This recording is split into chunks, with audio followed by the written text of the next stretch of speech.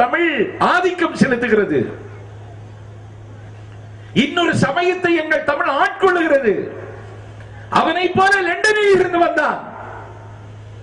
பேர் என்னன்னு கேட்டோம். ஜி போப்புன்னா அவனும் இதுக்கு தான் வந்தான். அவனும் விவிலியத்தை பரப்புவதற்காக தமிழ் படித்தான். தமிழை படிச்சுட்டான், திருக்குறளை படிச்சுட்டான், திருவாசகத்தை படிச்சுட்டான். திருவாசகத்தை படித்து நானே ஒரு நாள் நான் சார்ந்த கட்சி பொதுக்கூட்டத்துக்கு பேச போன இடத்துல ஆவுடையார் கோவிலுக்கு போனேன். கந்தர் சஷ்டி கழகம் கொண்டாட்டத்தை நிர்வகிக்கிற நிர்வாகிகளுக்கு கவலையோடு பதிவு செய்கிறேன். ஆவுடையார் கோவில் மாணிக்கவாசக பெருமான் திருப்பெருந்துறை உரை சிவனே என்று விழித்து கொண்டாடிய தலம் அழகிழந்து, அந்தஸ்திழந்து, பொலிவிழந்து, களை இழந்து, ரொம்ப வறுமை கோட்டுக்கு கீழே வாழுகிற ஒரு ஏழையை போல இருக்கிறான் அங்க இருக்கிற இறைவன். கோவில் அப்படித்தான் இருக்கு. அந்த மாணிக்கவாசக பெருமானை ஆட்கொண்ட அந்த திருப்பெருந்துறை உரை சிவன் திருவாதூர்ல பிறந்து ஒரு முதலமைச்சராக இருந்து எம்பெருமானுக்காக இந்த நாட்டில் தன்னையே இழந்து அவனுக்காகவே நெக்குருகி அவன் எழுதிய பாட்டுக்களை எல்லாம் உருகி உருகி அவன் ஜி போப்பு படிச்சுட்டான். என்ன ஆச்சு தெரியுமா?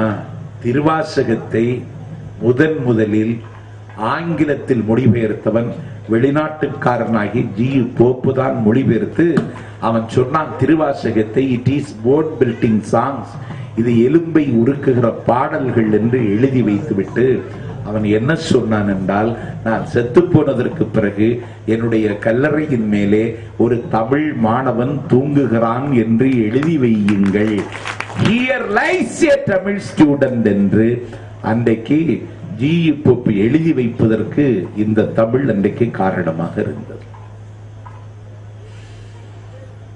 கந்தர் சஷ்டி விழா கழகம் நான் சொல்லுகிறேன், இந்த தமிழை பாட பரவ கொண்டாட இந்த தித்திக்கிற தமிழை திசையெல்லாம் கொண்டு செல்ல அன்றைக்கு அண்ணன் பட்டுக்குருக்களினுடைய குருபூஜைக்கு வந்த பொழுது அண்ணன் அபிராமி அம்மை பதிகத்தை எனக்கு தந்தார். இன்றைக்கு வந்தேன், தேவார மூவர்களினுடைய பதிகங்களை தொகுத்து எனக்கு கையிலே தந்தார். இதுதான் பெரிய வேள்வி. நான் கேட்கிறேன், எந்த திருக்கோவில்லாம் தமிழ் கொடிகட்டி பறந்ததோ அங்கே இல்லை. இன்றைக்கு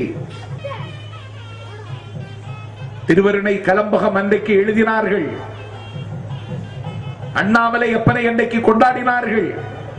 அண்ணாமலை கோபுரத்தில் தான் தற்கொலை செய்து கொள்வதற்கு கீழே முயன்றான் அருணகிரிநாதர். முருகன் வந்தவரை காப்பாற்றினான். அவருடைய நிலைமைகளை எல்லாம் கேட்டறிந்தான். இனி ஒன்று பிரச்சனை இல்லை, என்னை பற்றி பாடண்டான், பாடறியேன், படிப்பறியேன், பள்ளிக்கூடம் நான் அறியேன், ஏடறியேன், எழுத்தறியேன் என்று அருணகிரிநாதர் தன்னுடைய நிலைமையை சொன்னான். நாக்கை நீட்டந்தான். ஓம் என்கிற பிரணவ மந்திரத்தை எழுதினான். ஓம் என்கிற பிரணவ மந்திரத்தை எழுதிய மாத்திரத்தில் அன்றைக்கு அருணகிரிநாதர் முத்தை தரு, பத்தி திருநகை, அத்திக்கிரை, சத்தி சரவண, முத்திக்குரு, வித்து குருகரன் என ஓதும் முக்கற்பரமர்க்கு சுருதியின் முற்பட்டது கற்பித்திருவரும் 33 கத்த மருது மடிவேட 10 தலை தத்த கணைதோட ஒற்றை கிரி மற்றை பெருகொரு பட்ட பகல் வட்டத்தீரில் இரவாக பத்தற்கிரதத்தை கடவிய பச்சை புயல் வெச்சத்தகு பொருள் பட்சத்துடன் நெச்சித்தர் எழுவது ஒரு நாளை என்று சரமாக அவன் பாடிய திருப்புகளுக்கு பிறகு, நூற்றாண்டுகள் கடந்ததற்கு பிறகு தமிழ் இலக்கிய வரலாற்றில் ஒருவன் எழுதுவதற்கு முன்வரல. சமய தமிழில் தான் அந்த சங்கீவி எனக்கு கிடைத்தது. அதற்கு பிறகு யாரும் எழுதுவதற்கு துணியவில்லை. துணியவில்லை என்பதை விட முடியவில்லை. முடியாது. அவர் எழுதினார். அந்த கோவிலிலே இன்றைக்கு தமிழ் இருக்கிறதா? திருமருகல் என்கிற திருத்தலத்துக்கு போனால் மணாளன் செத்து போனான், காலையிலே திருமணம் நடக்க வேண்டும் என்று கதறி அழுகிறாள். என்ன செய்வது? சடையா எனுமால், சரணி எனுமால், வெறுவா விழுமால் என்று சொல்லி ஞானசம்பந்தன் பாடினான். செத்து கிடந்தவன் உயிர் பெற்று வந்தான். கல்யாணம் கோலாகலமாக நடந்தது என்று படிக்கிறோமே, அந்த தமிழ் இன்னைக்கு இருக்கிறதா? அங்கு கொங்குச்சிமையிலே அவினாசி என்கிற திருத்தலத்திலே குழந்தையோடு குளிக்க போன பொழுது குழந்தையை முதலையின் வாயிலே குழந்தையினுடைய கால் சிக்கிக் கொண்டது. முதலை இடத்திலே அவள் மனு கொடுக்கிறாள், மன்றாடுகிறாள். ஒன்றும் நடக்கவில்லை. ஆலால சுந்தரர் வந்து அமுத தமிழை பாடினார். முதலையினுடைய வாயிலிருந்து குழந்தையை விடுவிப்பதற்கு அன்றைக்கு என்னுடைய தமிழ்தானே உதவிற்று. திருமறைக்காடு என்கிற வேதாரண்யத்திலே மூடியிருக்கிற கதவை திறப்பதற்கு சம்பந்தரும் அப்பரும் பாடினார்கள் பாட்டு. பாட்டை கேட்ட மாத்திரத்திலே திருமறைக்காட்டு கதவு திறப்பதற்கு என்னுடைய தமிழ்தானே உதவிற்று. அபாலீஸ்வரம் அமர்ந்தான் என்று பேசப்படுகின்ற திருமயிலையிலே எலும்புருவாக கிடந்த ஒரு பெண்ணை பெண்ணாக்குவதற்கு எங்களினுடைய ஞானசம்பந்தனுடைய தமிழ்தானே உதவிற்று. பொன்னும் மெய்ப்பொருளும் தருவான என்று இந்த நாட்டில் தமிழ் எல்லாம் தந்தது. திருவும் செல்வமும் சீரும் சிறப்பும் இந்த சமய தமிழ் தந்தது.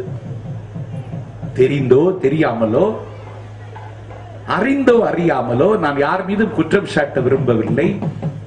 என்னுடைய வண்ணத்தையும் எண்ணத்தையும் கூட நான் இந்த மேடையில் பதிவு செய்ய விரும்பவில்லை. எனக்கு இருக்கிற கவலை, இந்த சமயம் வளர்த்த தமிழை நாம் கொண்டாடுகிறோமா? நாம் ஏற்றுக்கொண்டிருக்கிறோமா? எத்தனை நூற்றாண்டு காலம், 6ஆம் நூற்றாண்டு காலம் முடிந்து 7வது நூற்றாண்டு காலம் அரும்பி 19ஆம் நூற்றாண்டு முடிகிற வரை வள்ளலார் காலம் வரையிலும் சமயாச்சாரியர்களின் கையிலேதான் என்னுடைய தமிழ் இருந்தது.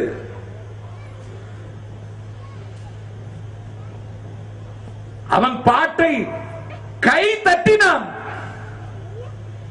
ஞானசம்பந்தனுடைய தமிழ் பாட்டை கேட்டு சிவபெருமான்